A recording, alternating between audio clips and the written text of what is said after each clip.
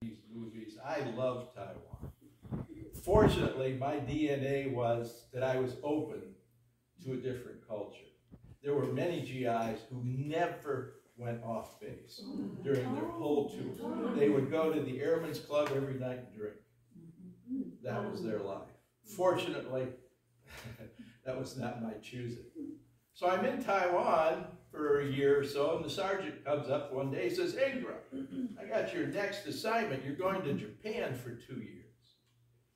I said, I don't want to go to Japan. Can I stay here? He said, no. No. So in July of '69, I'm sent kicking and screaming to Tokyo, to Yokota Air Base, and flew in the midst of a typhoon. It was just miserable. Got to the base, still storming.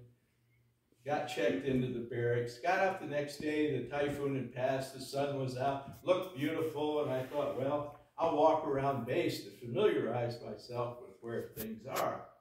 And as I'm walking around this huge base, I hear this tremendous noise. And I walk towards the noise, and it's the front gates of the large Yokota Air Base.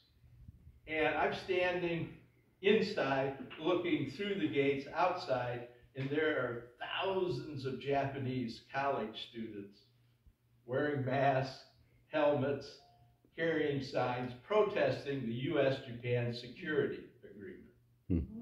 And there are Japanese police with their Darth Vader helmets and water cannons, and they're shooting the students, and there's just tumultuous uproar. And I'm looking at that, and I say to myself, what have I done?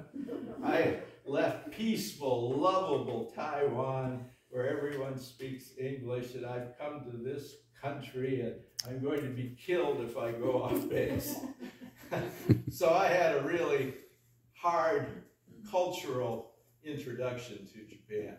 What saved me was, as I met Yokota's huge dental clinic, with many dentists, and it was so big because they were treating dependents as well as the military people.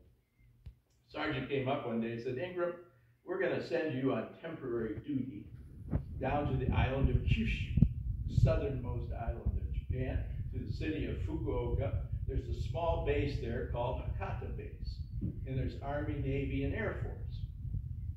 And the Army and Navy are listening to North Korean and Chinese radio broadcasts, and the Air Force provides the security police and the hospital squad.